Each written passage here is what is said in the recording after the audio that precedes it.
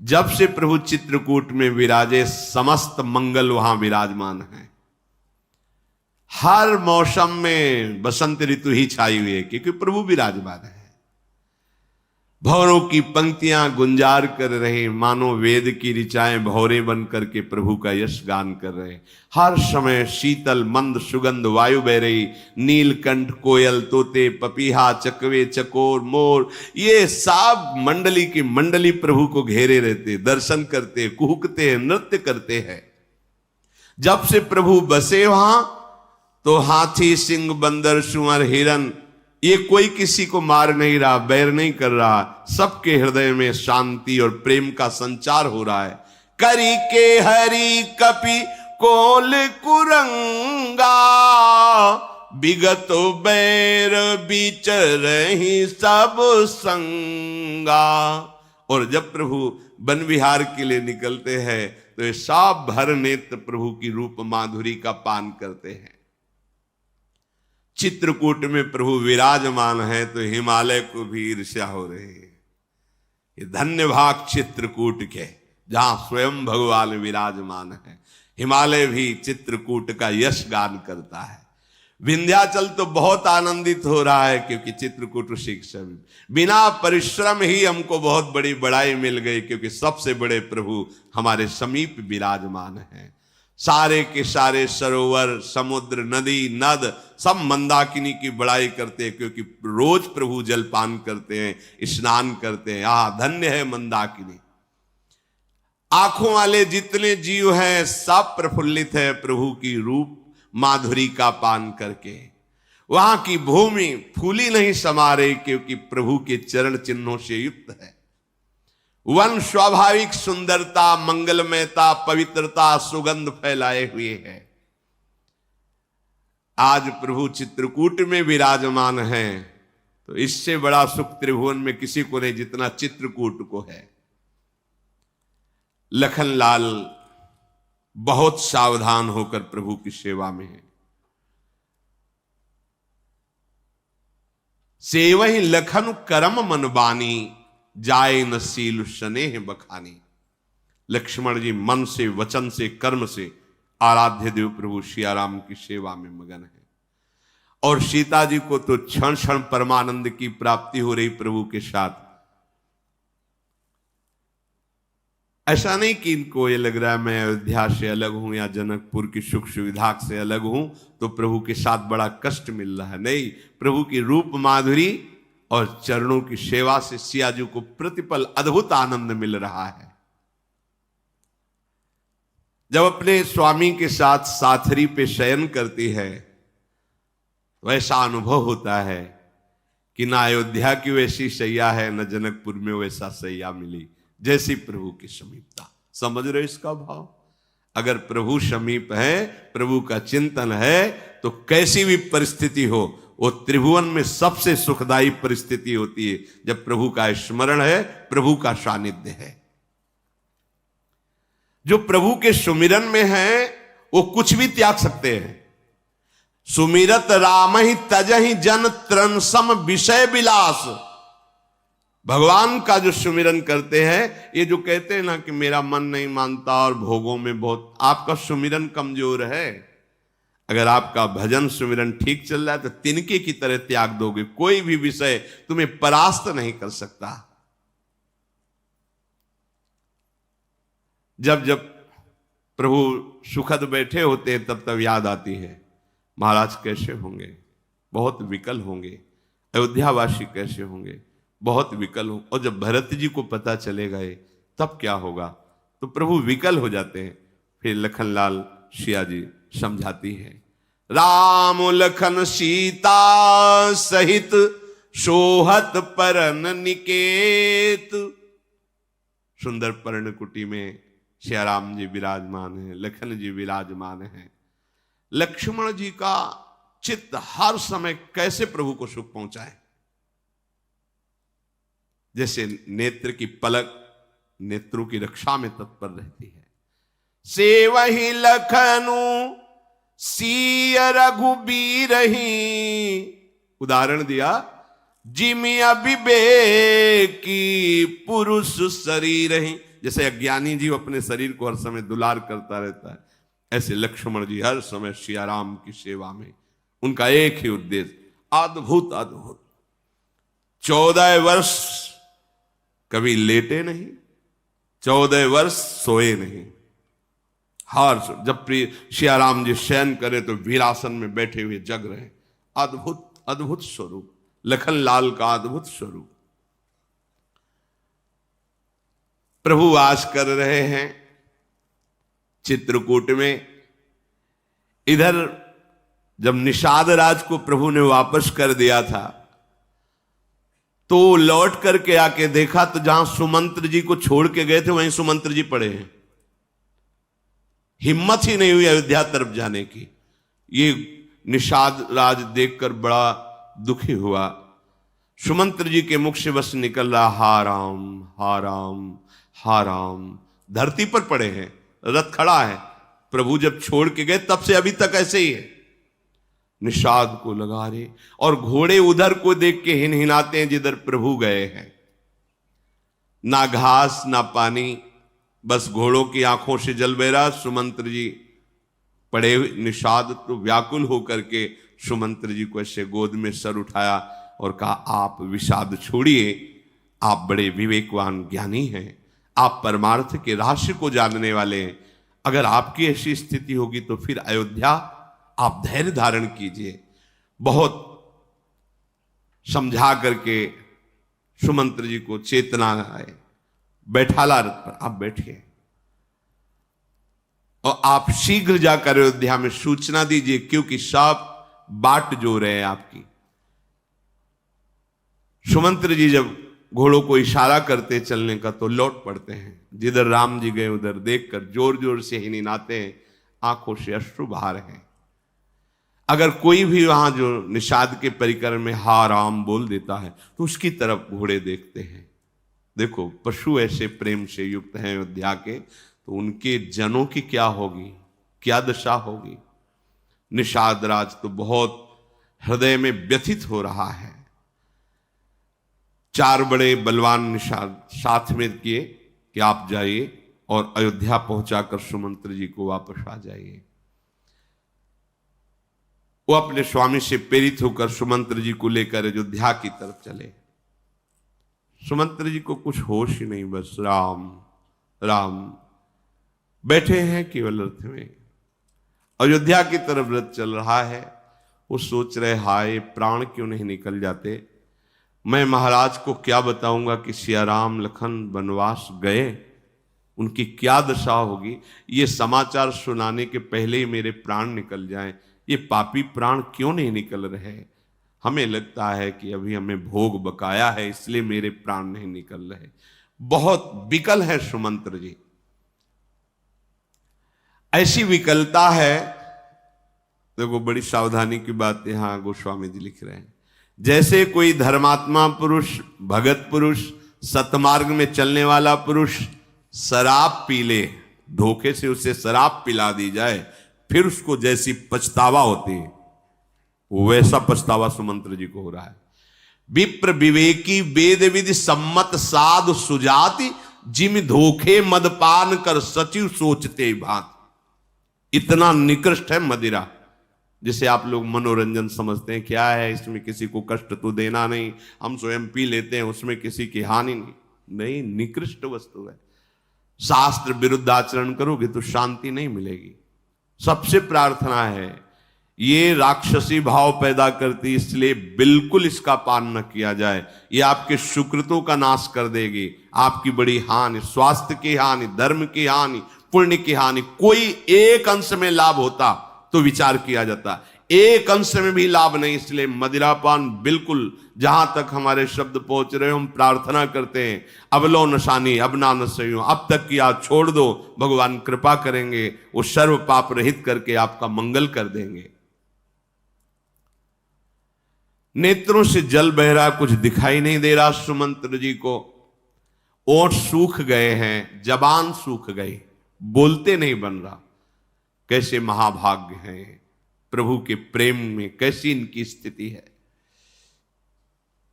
सुमंत्र जी का मुख का रंग उड़ा हुआ है, पीत वर्ण का हो गया है। ऐसा मालूम होता है कि जैसे कोई अपने माता पिता की हत्या करके निस्तेज हो जाता है, सारे सुकृत नष्ट। ये बड़े निंदनीय नरकों को प्राप्त होते हैं जो अपने गुरुजन माता पिता पर हाथ उठाते हैं। धिक्कार तुम्हारे हाथ को, जिन्होंने तुम्हें इतना बड़ा किया, खवा पिया के, मल धो करके, कैसी कैसी परिस्थितियों से। उस माता को देखो, जरा सा जुकाम हो जाए तो लिए छाती से लगाए भागी घूम रही है। कोई भी अस्पताल, कोई भी वैद्य, कुछ भी बेचना पड़े, मेरे लाला को जुकाम ना हो जाए। वही लाला जब सयाना हुआ तो उसी माता को पीटता है, अपमानित करता है, निकाल देता है घर से। तो तुम्हारी दुर्गति ऐसी होगी, भोग भी नहीं पाओगे, त्राहिमाम मचेगा। कह रहे सुमंत्र जी को ऐसा दुख हो रहा है जैसे कोई अपने माता पिता को पीटता है ना, उसको जो दुख मिलता है।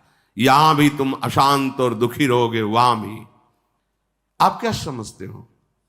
आपके माता पिता गुरु हैं, जिन्होंने आपको गर्भ में धारण किया, पालन पोषण किया। अब चाहिए था कि आप उनकी सेवा में रत हो। उनको दंड दे रहे हो, उनको गालियां दे रहे हो, उनका अपमान कर रहे हो, उनको निष्कासित कर रहे हो। इससे बड़ा महापाप क्या होगा? तुम समझते हो तुम्हें बहू मिल गई और हम मनमानी सुख भोगेंगे? देख लेना, जिसके माता पिता ने गले लगाकर आशीर्वाद दे दिया, ब्रह्मा भी नहीं काट सकते उस आशीर्वाद को। ध्यान रखना, ब्रह्मा भी नहीं काट सकते। इस बात को समझ लो, माता पिता कोई छोटी मोटी सामर्थ्य नहीं, साक्षात जगत पिता भगवान ही उनके हृदय में बैठे हुए हैं।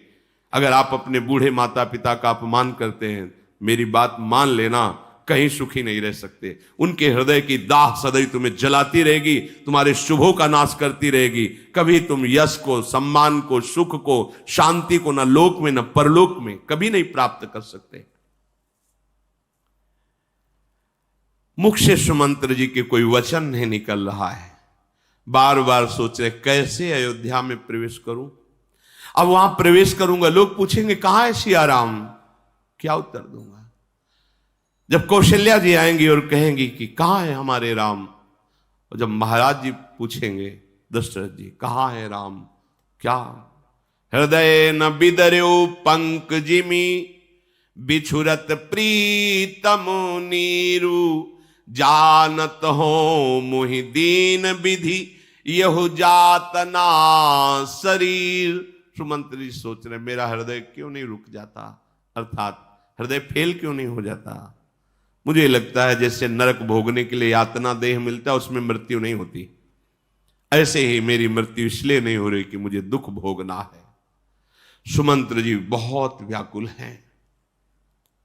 चारों निषाद सुमंत्र जी के पैर पड़ करके कि अब आप अयोध्यापुरी में प्रवेश करें, और वो वहां से वापस हो जाते हैं। ऐसा लग रहा है सुमंत्र जी को कि कैसे अयोध्या में कैसे प्रवेश करें। प्रकाश था तो छुप गए वृक्षों की आड़ में। जब अंधेरा हुआ, रात्रि आई, तब धीरे धीरे रथ अयोध्या की तरफ ले गए और दरवाजे पर चुपके से रथ खड़ा करके महल में प्रवेश किया। लोगों ने सुना कि राजद्वार पर रथ आया है, भाग पड़े अयोध्यावासी, आगे सिया राम। कैसा प्रेम! जब कोई उनको बताता है नहीं रथ तो हमने खाली देखा, केवल सुमंत हा राम, मूर्छित होकर गिर जाते हैं। जैसे मछलियां जल से अलग कर दिया तड़पती, ऐसे पूरे अयोध्यावासी महल के दरवाजे में मूर्छित तड़प रहे हैं। जब कोई ये कहता है कि खाली रथ आया है, केवल सुमंत्र जी अंदर गए हैं, वो भी बहुत उनकी विषाद युक्त दशा है, पूरे नर नारी सब व्याकुल। जे ही सुमंत्र जी अंदर प्रवेश किए, देखा अकेले सुमंत्र, पूरा रनिवास हाहाकार मच गया। अब वो तो जिनका प्रेम है वही समझते हैं, अपने तो केवल बोल रहे हैं और आप केवल सुन रहे हैं। जिनके हृदय में वो प्रेम और वो दशा, मां पूछना चाहती पर हिम्मत नहीं पड़ रही कि ना न कह दें कहां है राम, तो कह देंगे कि नहीं आए राम। ये हिम्मत जबकि देख रहे हैं। कुछ समय तक तो कोई ना कुछ बोल रहा है ना कोई सुन रहा है, शांत एकदम वातावरण। सुमंत्र जी ने कहा महाराज कहां है? कुछ दासियां उनको संभाल करके कौशल्या जी के महल में ले गई। महाराज को यहां विराजमान किया गया। देखा महाराज की दशा, मूर्छावस्था है, पड़े हुए, बीच बीच में निकल पड़ता है राम हा राम। मलिन मुखारविंद, न कोई आभूषण, न कोई श्रृंगार। महाराज चक्रवर्ती सम्राट दशरथ राम राम कही राम सनेही, पुनि कहा राम लखन बेदेही। जब चेतना, हा राम, कहाँ है राम लक्ष्मण सिया, कहाँ है, फिर मूर्छित हो जाते हैं। बार बार विलाप कर रहे। सुमंत्र जी को देखा नहीं जा रहा, ऐसा लग रहा प्राण क्यों नहीं निकल जा रहे मेरे महाराज। ऐसी दशा में महाराज की जय हो। सुमंत्र जी ने साहस करके दशरथ जी से कहा, सुमंत्र कहाँ है राम। सुमंत्र जी नजदीक जाकर घुटने टेक करके मस्तक नवा देते। दशरथ जी हृदय से लगा, लिवा लाए ना मेरे राम को, लिवा लाए, तुम बोल क्यों नहीं रहे हो। क्या मेरे प्राण राम लक्ष्मण सिया वापस आ गए। सुमंत्र जी के आंसू चल रहे हैं, बोलने की हिम्मत नहीं, शोक से व्याकुल है, नहीं आए। सुमंत्र मेरे प्राणों को बचा लीजिए।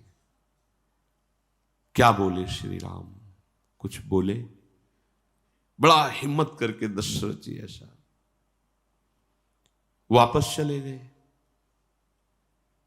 मैं जीवित क्यों हूं, कौन सा पाप ऐसा जो मुझे जिला रहा है। सुमंत्र तुम मेरे सखा भी हो, मंत्री भी हो, सारथी भी हो, अगर मुझे बचाना चाहते हो तो तत्काल रथ सजाओ और जहां मेरे सिया राम हैं एक बार दिखा दो, नहीं तो हमारे प्राण चले जाए।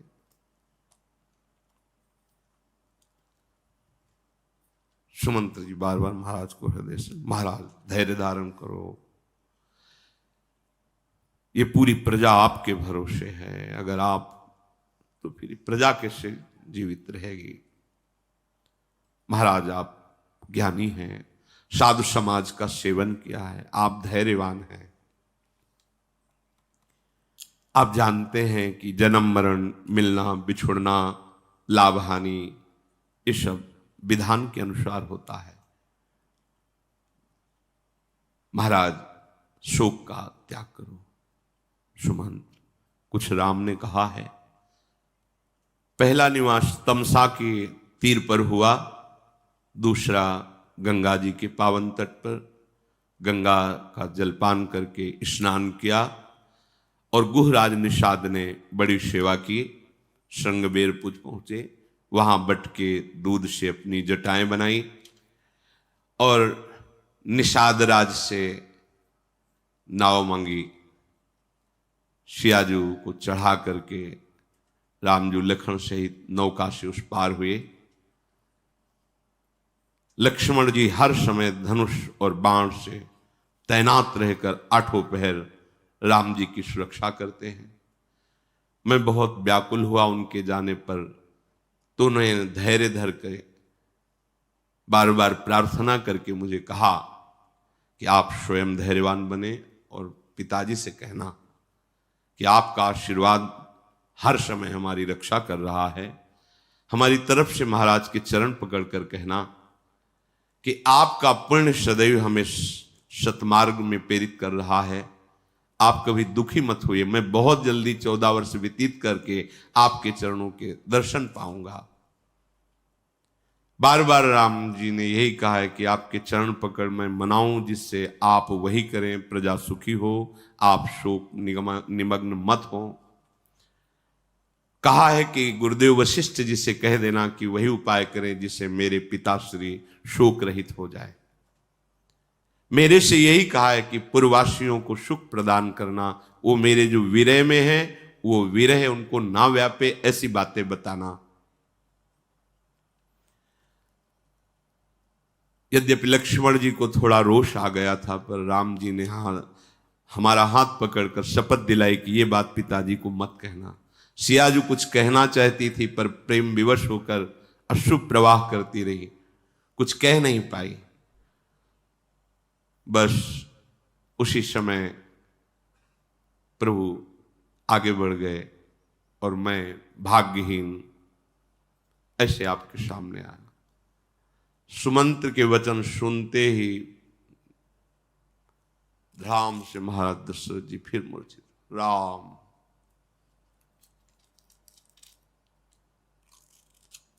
सब रानियां जो कौशल्या जी हैं, सुमित्रा जी और दास दासियां महाराज की स्थिति देखकर बहुत व्याकुल हो गई। भारी अयोध्या में कोहराम मच गया कि महाराज अब नहीं टिक पाएंगे। आवाज नहीं, राम राम ऐसे दशरथ जी।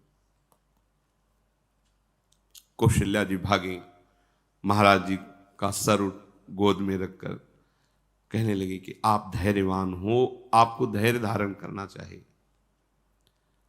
ये कुटुंबी, ये प्रजाजन, सारी समाज आपकी ही बात जो रही, यदि आप ऐसे तो ये सब प्राण त्याग देंगे। कौशल्या जी की बात सुनकर दशरथ जी ने आंख खोली और कहा, अब मेरे प्राण नहीं रुक सकते।